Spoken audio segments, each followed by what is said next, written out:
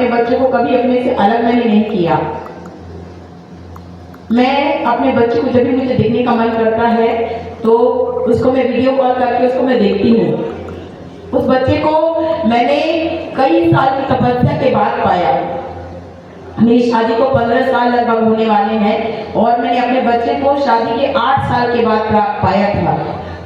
उस बच्चे को मैंने पाने के लिए कई जगह डॉक्टरी इलाज से लेकर के कई सारी चीज़ें की, उसके बाद मैंने उस बच्चे को पाया था। आज मैंने उस बच्चे को छोड़ करके मैं यहाँ पर पिछले जो हमारा शुरुआती धरना था वहाँ से पैदल यात्रा से लेकर के आगे तक मैं यहाँ पर बनी रही, ये उम्मीद लेकर के कि मैं जो है अपना समायोजन लेकर के जाऊँगी। और आज भी यहाँ पे मैं बनी हुई हूँ इसी उम्मीद, इसी आशा के साथ कि मैं अपना समायोजन यहाँ से लेकर ही जाऊँगी। मेरा वो बच्चा हर दिन बोलता है, सुबह उठ के बोलता है कि मम्मी आपका समायोजन कब हो रहा है। बेटा तुम रोज रोज भगवान के पास प्रार्थना करना, रोज भगवान के पास बोलना कि मेरी मम्मी का समायोजन कर दो ताकि मेरी मम्मी उसको एक अच्छे मैं उसको एक अच्छे स्कूल में डाल सकूं। ऐसा मेरा बेटा मेरे को रोज बोलता है। आप लोगों ने कई बार सुना भी होगा, अगर मेरे आसपास कोई रहा हो तो उन्होंने सुना भी होगा, वो बोलता है कि मम्मी आपका समायोजन कब होगा, आप समायोजन लेके आना। तो मैं वो समायोजन लेकर ही यहाँ से जाऊंगी। आप लोगों का तो सबका घर है, किसी के माँ बाप हैं, किसी का घर है, किसी के परिवार है, किसी का पति है ना। मेरे पास कहने के लिए सिंदूर जरूर है, जिसको मैंने लगाया है, कहने के लिए सिंदूर जरूर है मेरे पास। मैं अपने आप को गायत्री एका लिखती हूँ। मेरे पति का नाम सुधीराम एका है, मैं अपने आप को गायत्री एका लिखती हूँ। मेरा जो 10th का मार्कशीट है उसमें गायत्री देवी मिश्र लिखा हुआ है। मेरे पिताजी का नाम स्वर्गीय श्री जगसाई मिश्र था, तो मैं उनकी बेटी हूँ।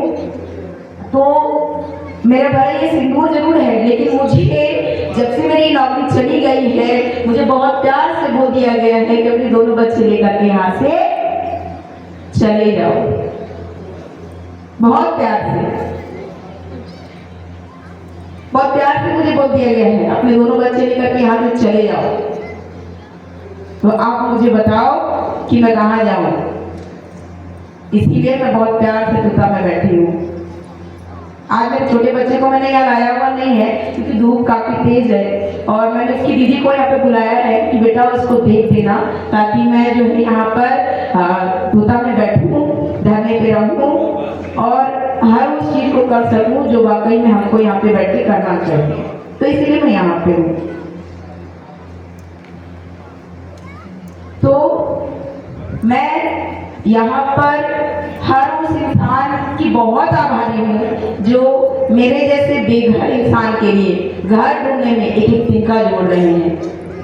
एक बार मेरे लिए ताली बजाएंगे जो आपके सहयोग की अपेक्षा में यहाँ पर चिंता में रोज आकर के बैठे हैं। आज मैं अपने बच्चे के हक के लिए यहाँ पर बैठी हूँ, अपने घर के लिए यहाँ पर बैठी हूँ, ताकि मैं यहाँ से समायोजन लेकर ही जाऊँ।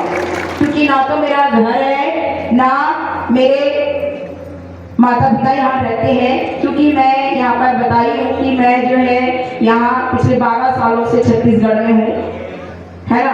12 नहीं, लगभग 15 साल होने जा रहे हैं। 15 साल से यहाँ पे मैं छत्तीसगढ़ में हूँ। मैं यहाँ 22 फरवरी 2010 में यहाँ पर आई थी और मेरी शादी 6 मार्च 2010 को यहाँ पर हुई। 2011 को, सॉरी 22 फरवरी 2011 को मैं यहाँ पर आई थी और मेरी शादी 6 मार्च 2011 को हुई थी और तब से मैं यहीं पर हूँ।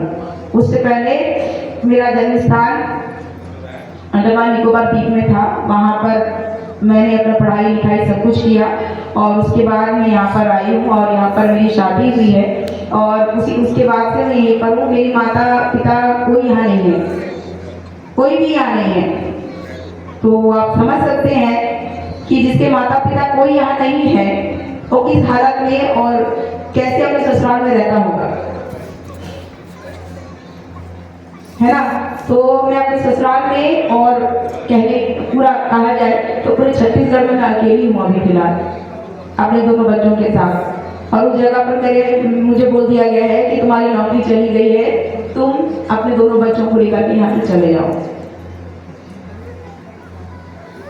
ऐसा किसी का स्थिति है क्या यहाँ पर जिसको ये बोल दिया गया है कि आप अपने घर से ही अपने बच्चे को लेकर के चले जाओ?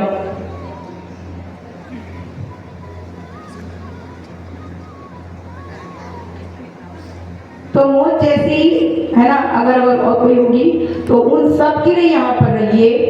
हम सबके, मेरे घर से मेरे बच्चों की दुआएं आपको लगेंगी। अगर जो है मेरे बच्चे पढ़ लिख जाएंगे, किसी अच्छी जगह पर पहुंच जाएंगे जिसके लिए मैं मेहनत कर रही हूँ और आप मेहनत कर रहे हैं, तो यकीन मानिए, दिल से कह रही हूँ, आप सब वो चीज पाएंगे जिसको जो है लोग भगवान का दर्जा देते हैं, वो दर्जा आपको मिलेगा।